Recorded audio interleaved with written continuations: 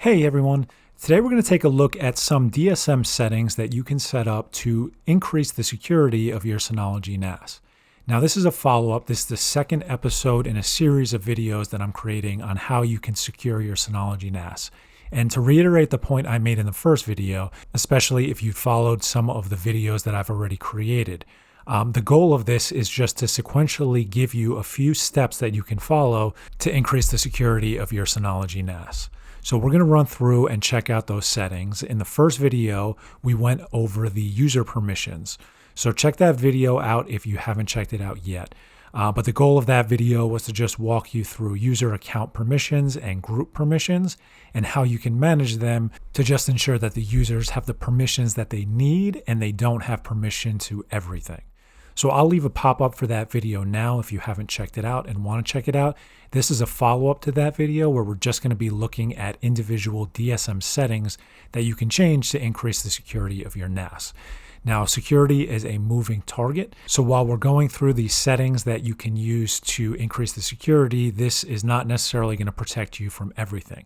These are just best practices, so keep that in mind moving forward. So the first thing that we're going to take a look at is the DSM port. And when you set up your Synology NAS, by default, it's going to be using port 5000 for HTTP and port 5001 for HTTPS. What we want to do is just change this from the default to something else. It doesn't matter what it is, it just has to be something that's not in use.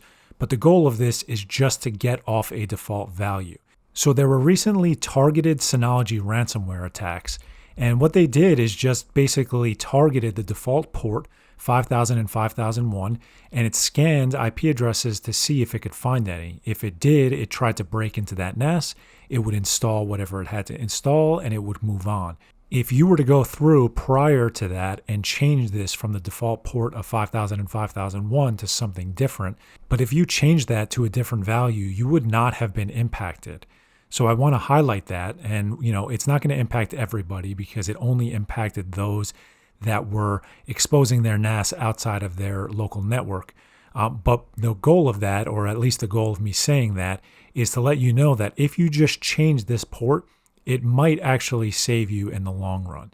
Now we're going to look in a future video at how you can securely access your Synology NAS outside of your local network, but this is an easy thing you can do.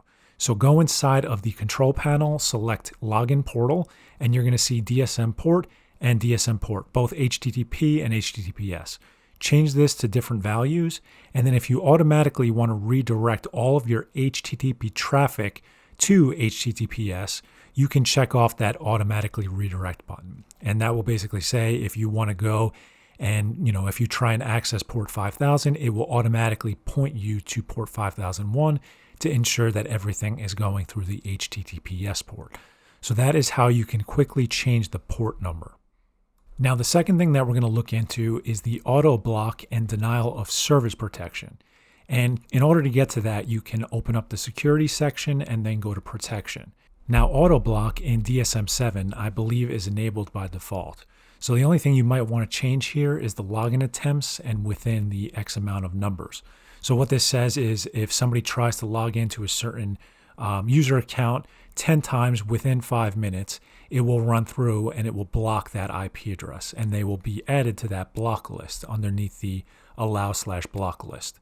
So you can change this if you want. If you want it to be 5 login attempts within 2 minutes, you can change that, or if you want it to be something more. But the key here is to understand that if anybody tries to access a user account and incorrectly types in the password 5 or 10 times, they're automatically going to be blocked. Not the user account, the IP address. So that's the important distinction. Now, the denial of service protection, this is an easy one. You just check off this enable DOS protection checkbox. And what that will do is it will try and prevent malicious attacks, but it has to be configured on every single network interface that you have. So if you have multiple network interfaces on your NAS, you're going to have to run through and set this up on every single LAN device that you have. The next thing that we're going to take a look at is application permissions. And this ties closely to last week's video where we took a look at user permissions. But I saved it for this video because it's a DSM setting that grants default permissions based on whatever you have configured here. So by default, what you're going to see is that all users will have permission to everything that's checked off here. If I wanted to modify that default privilege, what I can do is come in here and edit the application, and then you're going to see default privileges, and I can uncheck this, and this will ensure that user accounts by default will not have permission to this application. Now, the thing that I want to point out here is that if you do this, you're going to have to go through either on the user group or user account level and grant permission to whatever, applications you want. So this is very closely tied to last week's video, but you can modify the default settings here, and then you can go through on the user account or user group setting and grant permissions that way. So the next thing we're going to look at is the default admin account and password settings. So the first thing that you should do is always ensure that the default admin account is disabled.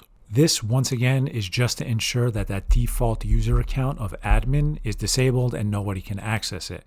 But first, you have to ensure that a user account has permission to everything, meaning administrator permissions.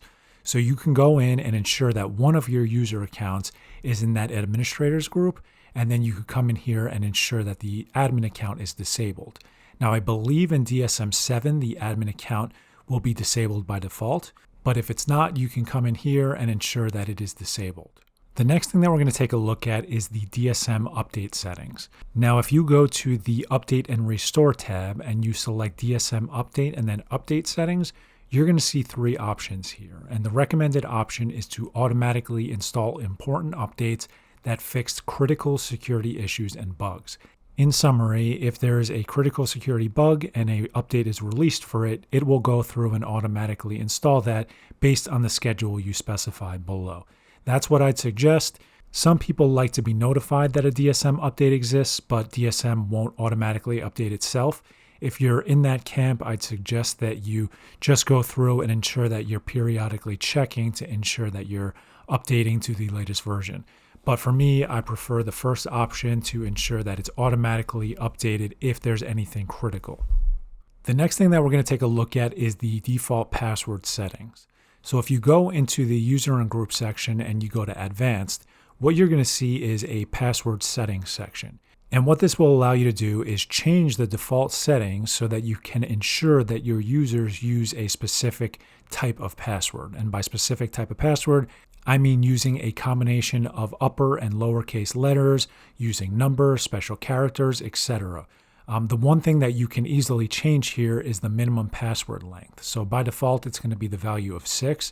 You can increase that to something like 10, and it's going to be drastically more secure than it was by default because a 10-character password is drastically more secure than a 6-character password. So these are some settings that you can easily set up here to go through and ensure that your users are using secure passwords. Now at the bottom here, you're going to see a password expiration section. It's somewhat debated on if this is a good or bad thing. Some people prefer just having a secure password and never changing it, and some people prefer cycling out passwords based on a certain duration, so 30 days, 60 days, etc. Depending on what you want to do, you can change this setting. I generally don't use password expirations. I do use secure passwords though, and by secure I mean over 16 characters.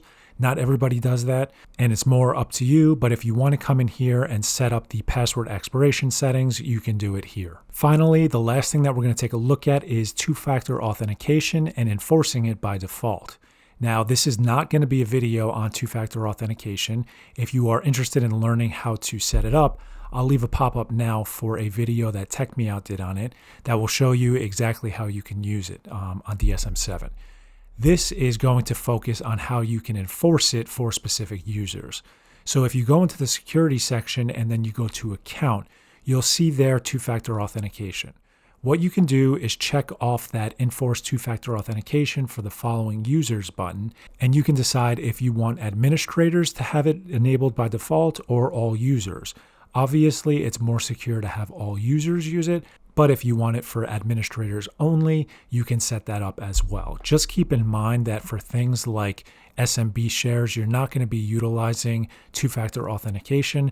So if your users are only using things like SMB, then this isn't really going to protect them in that. However, if they are using something like Synology Drive, this will help. I would say at the bare minimum that you should have administrators definitely using two-factor authentication. That's something you can easily set up, and that's something that everybody should have set up.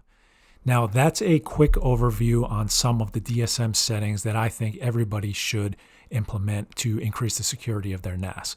Like I said earlier, this is not necessarily going to protect you from everything. It's more of a list of best practices that you can follow. So stay tuned for episode 3 if you like the first 2 videos. If this video helps you out, please give it a thumbs up. If you have any questions, feel free to leave them in the comments. And if you like this type of content, please consider subscribing to the channel. Thanks, guys.